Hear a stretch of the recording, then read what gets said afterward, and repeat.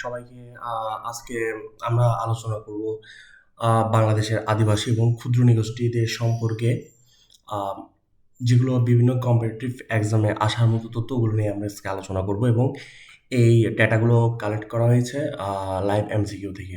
অসংখ্য অসংখ্য ধন্যবাদ লাইভ এমসিকিউকে এই ধরনের ডেটাগুলো দিয়ে আমাদের আহ, চাকরি প্রার্থী এবং বিভিন্ন ভার্সিটি অ্যাডমিশন প্রার্থীদেরকে হেল্প করে দেওয়ার জন্য। আচ্ছা, প্রথমে আমি বলবো যে বাংলাদেশের মধ্যে মূলত আদিবাসী ক্ষুদ্র নৃগোষ্ঠী, এদেরকে নিয়ে সংবিধানের 23-এর ক নং অনুচ্ছেদে বলা হয়েছে, ঠিক আছে। আচ্ছা, আমি প্রথমে চাকমা নিয়ে একটু কথা বলবো যে চাকমাদের বাসস্থান কোথায়। চাকমারা মূলত হচ্ছে যে সর্ববৃহৎ ক্ষুদ্র নৃগোষ্ঠী আদিবাসী, তাদের সংখ্যাটাই বাংলাদেশের সবচেয়ে বেশি। তারা হচ্ছে মূলত রাঙামাটি, খাগড়াছড়ি এবং বান্দরবনে বসবাস করে। তাদের সামাজিক সংগঠনগুলো আমরা একটু দেখি, যেটা গত্তি অথবা গোঝা বলে। পাড়া হচ্ছে আদাম, পরীক্ষা এটা আসে যে আদাম কারবারি, এটা কোন গোষ্ঠীর সাথে রিলেটেড? এটা হচ্ছে চাকমাদের সাথে রিলেটেড। গ্রামকে তারা বলে মৌজা, হেডম্যান। চাকমা সার্কেলকে তারা রাজা বলে, ঠিক আছে। আচ্ছা, তাদের ভাষা কি? তাদের ভাষা হচ্ছে চাকমা ভাষা, অথবা এখানে মনে হয় একটা আকার পড়ে না, এটা হবে চাংমা ভাষা, চাকমা অথবা চাংমা ভাষা। ধর্ম, তাদের ধর্ম হচ্ছে বৌদ্ধ ত্রিপিটক। তাদের 16টি গ্রন্থ আছে পালি ভাষায়, ক্যাং বৌদ্ধবিহার মন্দিরে, ঠিক আছে। পরিবার, পরিবার হচ্ছে তাদের পিতৃতান্ত্রিক পরিবার। এটা পরীক্ষায় আসে যে বিভিন্ন পরীক্ষায় যে চাকমাদের পরিবার কি, পিতৃতান্ত্রিক নাকি মাতৃতান্ত্রিক। তাদের পরিবার হচ্ছে পিতৃতান্ত্রিক। আর সবচেয়ে বড় উৎসব, চাকমাদের সবচেয়ে বড় উৎসবের নাম হচ্ছে বিজু উৎসব, যেটা এই ফিলের মধ্যে 3 দিন ব্যাপী হয়ে থাকে। তাদের চাষ হচ্ছে জুম চাষ। তাদের একটা চাকমাদের একটা সাহিত্য আছে, যেটা তাদের প্রথম উপন্যাস। এই প্রথম উপন্যাসের নাম হচ্ছে ফাবো। ফাবো চাকমাদের প্রথম উপন্যাসের নাম হচ্ছে ফাবো, যেটা 2004 সালে দেবাশিস চাকমা লিখে গেছেন এই উপন্যাসটি। আচ্ছা, অন্যান্য মধ্যে যদি আমি দেখি, তাদের বিদ্রোহের নাম হচ্ছে, বিদ্রোহের নায়ক হচ্ছে জুম্মা খান। আচ্ছা, মারমা, মারমা অথবা তাদেরকে মকও বলা হয়। আমরা একটু দেখবো তাদের বাসস্থানগুলো। তারা হচ্ছে মূলত রাঙামাটি, বান্দরবনে সবচেয়ে বেশি পরিমাণে আপনি মারমা এবং মক পাবেন, ঠিক আছে। সামাজিক সংগঠন হচ্ছে তাদের গ্রাম বা রোয়া অথবা রোয়াজা অথবা মং সার্কেল, 40,000 বোমাং সার্কেল তাদেরকে বলা হয় তাদের সামাজিক সংগঠনকে। তাদের ভাষা হচ্ছে যে মূলত তাদের নিজস্ব বর্ণমালা আছে, 45টার মতো তাদের বর্ণ আছে। তাদের ধর্ম সেম ধর্ম, বৌদ্ধ ধর্ম। তাদের পরিবার হচ্ছে পিতৃতান্ত্রিক পরিবার। সামাজিক উৎসব হচ্ছে যে তাদের মাঘী পূর্ণিমা, যেটাকে তাবুংলাং, এটা সবচেয়ে বেশি ইম্পর্টেন্ট। এটা হবে সাংগ্রাই। মারমাদের সবচেয়ে বড় উৎসবের নাম হচ্ছে সাংগ্রাই। এটা একটু মনে রাখতে হবে, এটা বিভিন্ন পরীক্ষায় আসে। আচ্ছা, চাষ হচ্ছে তাদের জুম চাষ। অন্যান্যর মধ্যে একটু এই ডেটাটা একটু বেশি ইম্পর্টেন্ট, আমি একটু বলি যে ক্ষুদ্র জাতিগোষ্ঠীগুলোর মধ্যে মুক্তিযুদ্ধে অবদানের জন্য তিনি একমাত্র খেতাবপ্রাপ্ত ব্যক্তি, যার নাম হচ্ছে ইউ.কে. সিং মারমা। উনি একজন মারমা ছিলেন। তিনি ছিলেন মূলত বীর বিক্রম খেতাবে ভূষিত। তিনি মুক্তিযুদ্ধের সময় 6 নং সেক্টরে যুদ্ধ করছিলেন, যে 6 নং সেক্টরের অধীনে ছিল ঠাকুরগাঁও এবং রংপুর জেলা, ঠিক আছে। আচ্ছা, গারো, গারো নিয়ে প্রচুর পরিমাণ প্রশ্ন আসে, আমরা একটু দেখবো। গারোরা মূলত রাঙামাটি, বান্দরবান, খাগড়াছড়ি 3 হিলের একটা হিলেও তারা বসবাস করে না। তারা মূলত ময়মনসিংহ এবং টাঙ্গাইলে বসবাস করে। তাদের সামাজিক সংগঠনকে বলা হচ্ছে গোত্র চাচ্ছি, উপগোত্র হচ্ছে মাহারি। তাদের ভাষা, এই যে এটা খুবই ইম্পর্টেন্ট, তাদের ভাষা হচ্ছে মাছিক আচিক, মান্দি আচিক, আচিক মান্দি ভাষাও বলা হয়। আবার কুশিক, মান্দি কুশিক। কথ্য হচ্ছে যে ভাষা হবে আত্মং মেঘাম।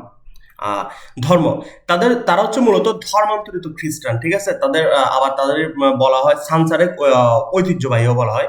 এটা সবচেয়ে বেশি ইম্পর্টেন্ট যে তাদের পরিবারটা কি। তাদের পরিবারটা হচ্ছে মাতৃতান্ত্রিক পরিবার, পিতৃতান্ত্রিক নয়। তাদের পরিবারটা হচ্ছে মাতৃতান্ত্রিক। আচ্ছা, এই যে তাহলে তাদের প্রধান উৎসবের নাম কি? তাদের প্রধান উৎসবের নাম হচ্ছে ওয়ান গালা, যেটাকে আগাল মাক্কা বলা হয়। সবচেয়ে পরীক্ষায় সবচেয়ে বেশি প্রশ্ন আসে এই যে এটা ওয়ান গালা, তাদের প্রধান উৎসব এটা। আচ্ছা, তারা মূলত জুম চাষ করে না, তারা জুম চাষ বন্ধ করে দিছে যে 1950 সালে। তারা মূলত এখন কৃষিকাজের উপর ডিপেন্ডেন্ট। সাঁওতাল, আমরা জানি একটা সাঁওতাল বিদ্রোহ হয়েছিল আমাদের 19 শতকে। একটু পূর্ব আমরা ডিটেলসে যে তাদের বাসস্থান হচ্ছে যে রাজশাহী দিনাজপুরে। তাদের সামাজিক সংগঠন হচ্ছে গোত্র প্যারিস, 12টি গ্রাম প্রধান হচ্ছে মাঝি হারাম। তাদের ভাষার নিজস্ব কোনো বর্ণমালা তাদের নেই। ধর্ম হচ্ছে তারাও ধর্মান্তরিত খ্রিস্টান, দেতা বঙ্গা। পরিবার হচ্ছে তাদের পিতৃতান্ত্রিক। সাঁওতালদের পরিবার হচ্ছে পিতৃতান্ত্রিক পরিবার। তাদের সামাজিক উৎসব সোহরাই হচ্ছে যে সাঁওতালদের সবচেয়ে বড় উৎসব। পরীক্ষা প্রশ্ন আছে সাঁওতালদের সবচেয়ে বড় উৎসবের নাম কি? আনসার হচ্ছে সোহরাই, যেটাকে ওরা বলতেছে বাহা হোম। চাষ হচ্ছে কৃষিকাজ। আমরা জানি 1855 সালে একটা বিদ্রোহ হয়েছিল, যেটা হচ্ছে যে সাঁওতাল বিদ্রোহ হিসেবে পরিচিত, যেখানে 2টা চরিত্র পাওয়া গেছিল, একটা হচ্ছে সিধু, একটা হচ্ছে কানু। এরাই মূলত 2জন বীর হয়ে যুদ্ধ করছিল সাঁওতাল বিদ্রোহে। এরাই সবাইকে লিড দিছিল, ঠিক আছে। আচ্ছা, মণিপুরি একটু বলি আমি। মণিপুরীদের অবস্থান হচ্ছে সবচেয়ে বেশি হচ্ছে সিলেট হচ্ছে মণিপুরীদের সবচেয়ে বেশি অবস্থান। তাদের সামাজিক সংগঠন হচ্ছে গোত্র হচ্ছে বিষ্ণুপ্রিয়া মৈথ। তাদের ভাষা হচ্ছে দুইটি, বিষ্ণুপ্রিয়া মৈথ। তাদের ধর্ম হচ্ছে বৈষ্ণব ধর্ম, যেটা সনাতন ধর্মের একটা অংশ। তাদের পরিবার হচ্ছে পিতৃতান্ত্রিক। তাদের সামাজিক উৎসব হচ্ছে রাস নৃত্য, যেটাকে আমি একটা ডেটাতে পেয়েছিলাম, যেটা গোপী নাচও বলা হয় যেটাকে। চাষ হচ্ছে কৃষিকাজ। আচ্ছা, খাসিয়া। খাসিয়াদের বাসস্থানও সেম। খাসিয়ারা এবং মণিপুরি সবাই সিলেটে বেশি বসবাস করে। সিলেট সামাজিক সংগঠন হচ্ছে গ্রামপুঞ্জি বলা হয়, গ্রামকে তাদের পুঞ্জি বলা হয়, গ্রাম প্রধান তাদের সিএন বলা হয়। এটা পরীক্ষায় প্রশ্ন আসছে যে গ্রাম প্রধানকে সিএন বলা হয় কোন গোষ্ঠীদের, যে খাসিয়া অথবা খাসিয়া গোষ্ঠীদের গ্রাম প্রধানকে কি বলা হয়, সিএন। ভাষা হচ্ছে তাদের কোনো নিজস্ব বর্ণমালা নেই। তাদের ধর্ম হচ্ছে খ্রিস্ট ধর্ম। পরিবার হচ্ছে মাতৃতান্ত্রিক পরিবারগুলো বেশি প্রশ্নই আসে পরীক্ষায়। সামাজিক উৎসব হচ্ছে নৃত্য। তাদের চাষ হচ্ছে কৃষিকাজ। আচ্ছা, আমরা একটু দেখবো যে তাহলে আন্তর্জাতিক আদিবাসী দিবস পালিত হয় কত তারিখ। আমরা সবাই জানি আন্তর্জাতিক আদিবাসী দিবস পালিত হয় 9 আগস্ট। আচ্ছা, কোচ একটু দেখবো এটা। নরগোষ্ঠী গত পরিচয়টা একটু দেখবো। বাসস্থান হচ্ছে যে কি, মঙ্গলয়ের দেশ, শেরপুর জেলা। এটা হচ্ছে কোচটা হচ্ছে একটা একটা এরাও একটা আদিবাসী।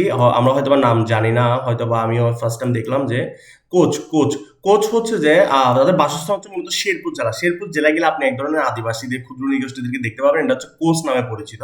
তাদের সামাজিক সংগঠনকে গোত্র অথবা উপগোত্র বলা হয়। তাদের নিজস্ব কোনো ভাষা নেই। তাদের ধর্ম হচ্ছে আবার হিন্দু ধর্ম।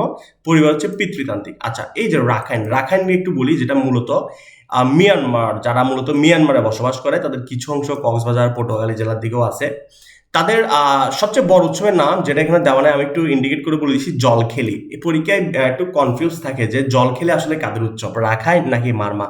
না, জলখেলি হচ্ছে মূলত রাখাইনদের উৎসব, মারমাদের উৎসব হচ্ছে সাংরাই। ঠিক আছে। বাসস্থান হচ্ছে পটুয়াখালী জেলা। সামাজিক সংগঠন হচ্ছে ব্যক্তির নামে পাড়া। ভাষা হচ্ছে মারমাদের মতো।